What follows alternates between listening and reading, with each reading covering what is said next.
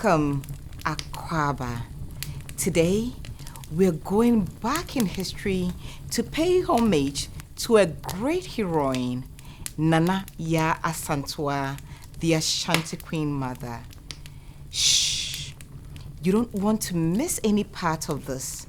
Relax and let me take you back to the year 1840 and a village called Bisiase in the Ashanti region of modern-day Ghana. According to oral history, it was a seemingly ordinary Yawada, or Thursday in October, when a baby girl was born to Openyin Kwekwampuma and Atapu, both of Ashanti royal lineage. As Akan tradition demands, exactly 8 days after her birth, and on the day of the week on which she was born, the baby girl was brought outdoors for the first time ever for her abedinto, or the naming ceremony. I know you must be wondering why she was kept indoors for so long. Well, according to Akan tradition, when a baby is born, they are still transitioning between the world of the ancestors and the world of the living. The days indoors provides a grace period to allow for a decision on whether to stay with the living or to return to the ancestors in Asamando. Lasting 8 days on earth was indication to the parents that this baby girl was here to stay. At the Bedintu, or the naming ceremony, her credin, or her soul name, which is based on the day of the week on which she was born, was Yaa, because she was born on Yawada, a Thursday. Her Ejadin, which literally means father's name or surname, because traditionally this name is given by fathers, was Asantewaa, a name carried by a long line of Ashanti royals. Taken together, her name was Yaa Asantewaa. Soon after she was born, her parents welcomed her only other sibling, a male child named Akwesia Frani. Yaa Asantewaa, like so many other women of her time, was a farmer, and later on in life went into a polygamous marriage where she had a daughter, Nana Masewa. Her brother, Akwesia Frani, became the ruler of Edweso, or Edwesohene, within the Ashanti kingdom. Nana Wonkwaso, long live the king. Nana Akwesia Frani installed his sister, Yaa Asantewaa, as the Queen Mother, or Edwesohema. Upon Nana Frani's death in 1894, Nana Yaa Asantewaa, by right and tradition, nominated her own grandson as the next Edwesohene, and this was upheld by the kingmakers. Up to this point, there's nothing unusual about the story, right? Well, this is where things start getting very interesting. The British, who were then ruling the Gold Coast, now modern-day Ghana, offered to make the Ashanti Empire under King Prempeh I a protectorate of the British government.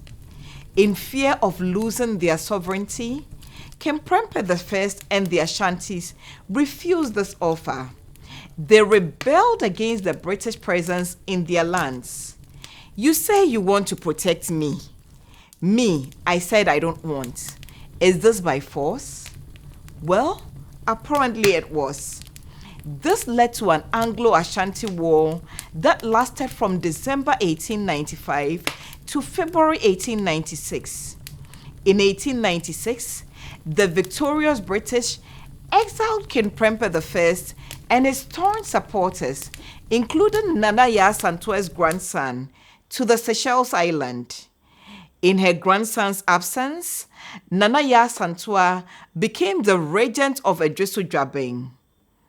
Now, For the Ashanti Kingdom, the golden stool, also known as Sikedwa Kofi, has been considered the soul of the kingdom and the most prized possession ever since the great traditional priest Okomfo Anokye conjured it from the sky in the 17th century. Sikedwa Kofi is so precious that it is neither placed on the ground nor is anyone, I repeat, anyone allowed to sit on it. Even during inauguration, a new Ashanti Queen is raised and lowered over the stool 3 times without actually touching it. So you can imagine the pain and the anger felt all over the kingdom when the then British governor of the Gold Coast, Sir Frederick Hodgson, demanded to sit on the golden stool. This was particularly painful for Nana Yaa Asantewaa, the official guardian of the golden stool, who was still resentful of the exile of her king and her grandson.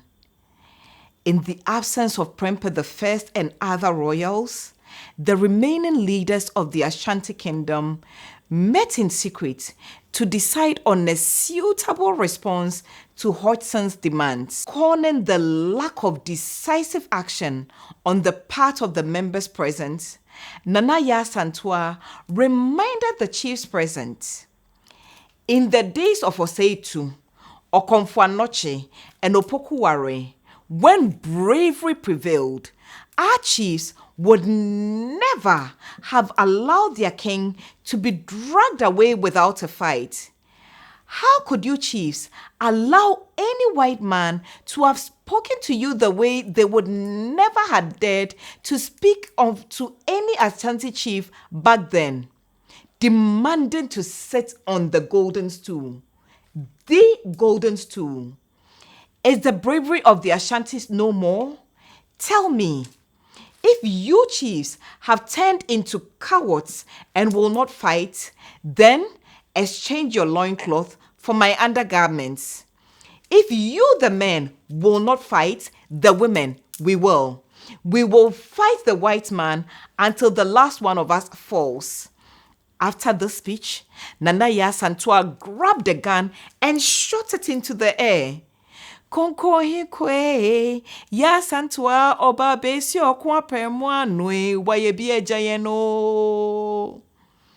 Nana Yaa Asantewaa, a woman who is ready to fight with cannons when men are quivering in fear. You have indeed left a legacy. This was a call to action. The chiefs in the meeting drank libation and swore an oath to rid themselves of the British with their unreasonable demands. Nana Yaa Asantewaa was made the Ashanti war leader and commander of the forces, a position that had never before or after been filled by a woman. Nana Yaa Asantewaa commanded an army of 5,000 soldiers. At first, the Ashanti fighters stormed the fort in Kumasi, where the British, including Sir Hodgson and his wife, had taken sanctuary, and the revolt was successful. However, some months later, the British governor dispatched enough troops to put an end to the revolt. At the end of the war for the Golden Stool, it is estimated that the Ashanti had lost 2,000 lives, with 1,007 lives lost on the British side.